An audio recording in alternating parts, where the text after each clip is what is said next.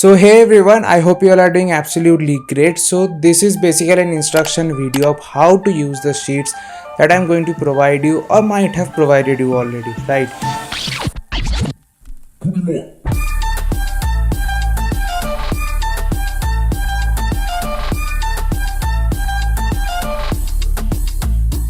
So I am going to provide you 6 different types of preference list in this video. First one would be for JOSA counseling.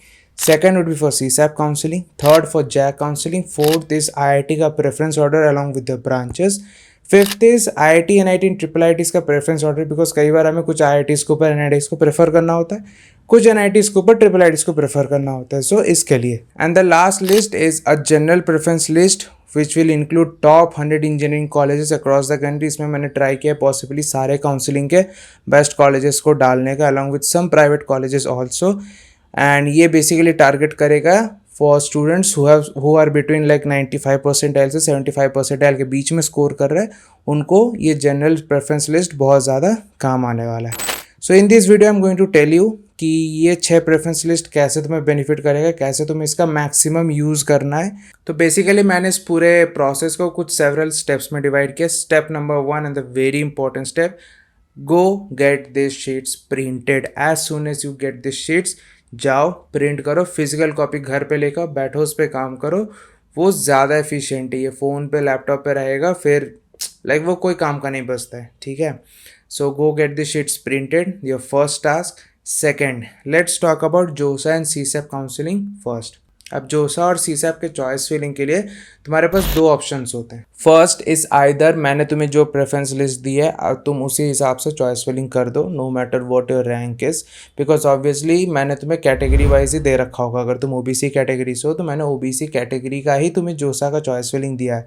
SC के हो तो SC का ही दिया होगा, EWS का होगा तो ईडब्ल्यूएस का ही दिया होगा. तो कैटेगरी का तुम्हें टेंशन लेने का ज़रूरत नहीं है. तुम्हारा जो भी रैंक होगा नो मैटर व्हाट, तुम NIT तिरची से शुरू करना, NIT तिरची का CA से शुरू करना. इस तरीके से तुम सारे चॉइसेस को फिल कर सकते हो. अब इस प्रोसेस का एक रिस्क भी है, एक बेनिफिट भी है. रिस्क ये है, मान लो 20 कॉलेजेस तुम्हारे लिए अवेलेबल है, जो कि जहाँ पे लास्ट के 5 कॉलेजेस तुम्हें पता है कि तुम्हारे रैंक के आसपास वो आ रहा है, तो उनमें से तुम्हें कुछ मिल सकता है. बट स्टिल ऊपर के जो 15 कॉलेजेस है तुम वो भी फिल करो. इससे क्या होगा, द रिस्क इज कोई सेम स्टूडेंट अगर उसको तुम्हारे जितना रैंक आ रखा होगा, वही लास्ट 5 कॉलेजेस उसने शुरू में प्रेफर कर दिए, उसने वो 15 कॉलेजेस नहीं डाले अपने चॉइस फिलिंग में, तो जो फ्रीज फ्लोट का ऑप्शन होगा उसके पास पहले जाएगा, तुम्हारे पास बाद में है. बिकॉज वो 15 कॉलेजेस पहले शॉर्टलिस्ट होकर निकलेंगे, तब तुम्हें वो ऑप्शंस मिल रहे होंगे. तो वो थोड़ा सा एक एडवांटेज हो जाता है दूसरे स्टूडेंट को अगर वो वैसे फिल करता है. But at the same time इस प्रोसेस में बेनिफिट भी यही है, ऊपर के जो 15 कॉलेजेस वो ऑब्वियसली नीचे के 5 से बेटर ही होंगे, है ना.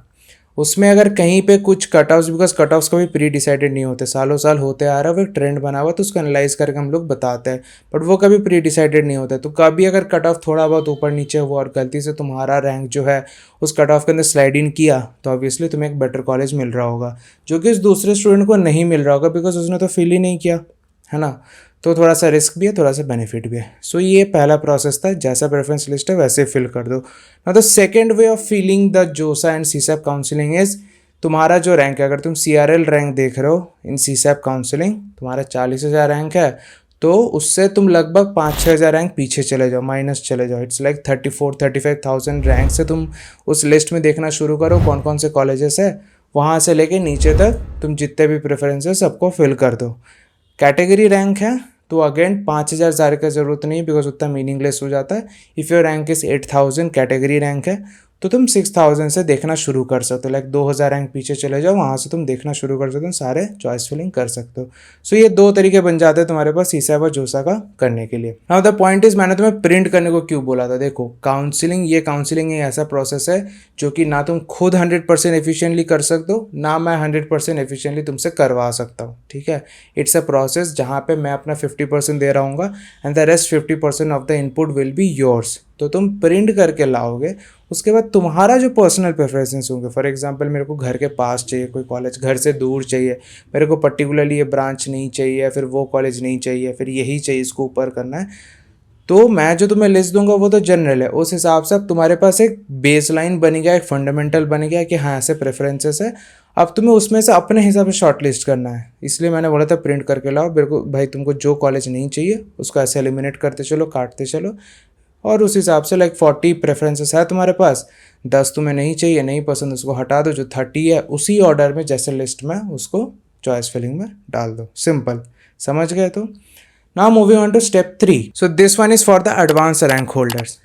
तुम्हारे लिए आईआईटी का प्रेफरेंस ऑर्डर बना दिया है, बहुत क्यूरेटेड है अलॉन्ग विद देयर ब्रांचेस। भाई आईआईटी में कुछ 10-12 हज़ार सीट्स ही है, यहाँ पे उतना सोचना ही नहीं होता है मेरा ये रैंक आया तो यहाँ से मैं फिल करूँगा and this and that. No, जो है सीधा उसको कॉपी पेस्ट करो, तुम्हारा रैंक जैसे उस कट ऑफ के अंदर स्लाइड इन करेगा तुम्हें वो मिल जाएगा।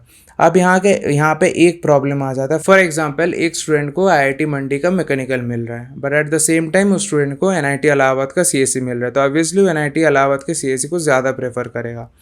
तो यहाँ पे तुम्हें दो चीज़ें ध्यान रखना होगा इस चीज़ को टैकल करने के लिए। टॉप के जो 7 आईआईटीज़ है, नो मैटर वॉट, तुम्हें कोई सा भी ब्रांच मिले तुम आंख बंद करके ले लो, वहाँ पे एनआईटीज़ को जिक्र करने का भी ज़रूरत नहीं है, जो भी ब्रांच मिले ले लो। बिकॉज एक तुम्हें मैं लाइक इन्फॉर्मेशन दे देता हूँ, किसी भी आईआईटीज़ में प्लेसमेंट के टाइम पे तुम्हारे पास 3 ऑप्शंस होते हैं, है ना। या तो तुम डेवलपर रोल के लिए अप्लाई करो, या तो तुम कंसल्टेंसी रोल के लिए अप्लाई करो, या तो तुम जिस डोमेन में पढ़ाई कर रहे हो उस डोमेन के रोल के लिए अप्लाई करो। मैं तीनों में तुम कर सकते हो, ऐसा नहीं कि किसी एक में करना पड़ेगा। तो इट डज़ नॉट मैटर अगर तुम किसी लोअर ब्रांच में जाते हो और फिर तुम स्विच करने का सोचते हो डायरेक्टली जॉब पे लैंड करने के लिए, तो वो मैटर ही नहीं करता। At the end of the day IIT का वो टैग बहुत मैटर करता है। Clear?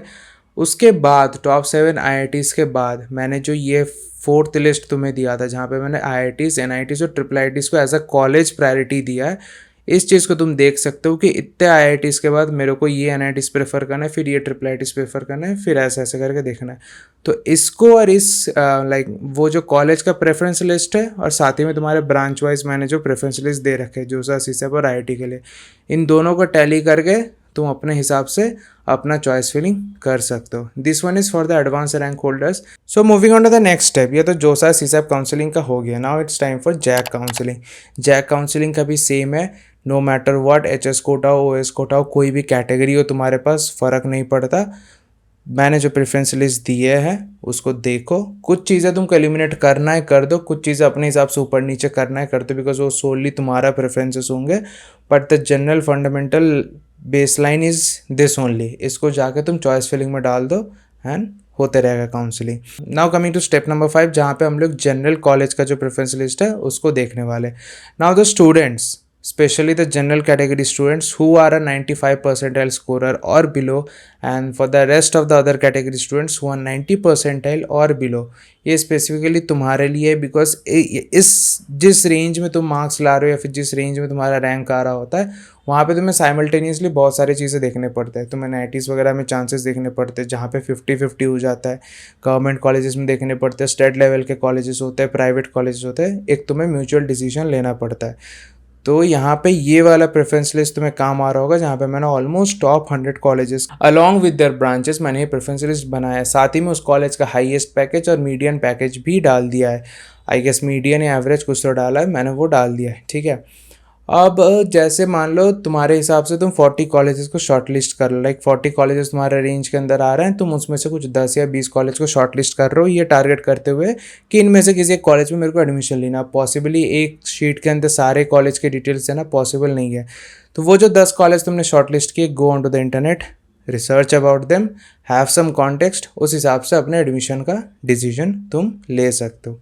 And one more thing मैं यहाँ पे बताना चाहूँगा, अगर तुम 75 परसेंटाइल प्लस स्कोरर भी हो, ठीक है, जनरल कैटेगरी को तो मैं 85 के बाद आई वुड नॉट रिकमेंड कि तुम जो सा सीसा में पार्टिसिपेट करो। बट स्टिल अगर तुम कोई कैटेगरी स्टूडेंट हो, अगर तुम 75 परसेंटाइल स्कोरर हो, भाई तुम्हें मिले ना मिले college, definitely you should participate in जोसा, सीसैप एंड जैक दिल्ली।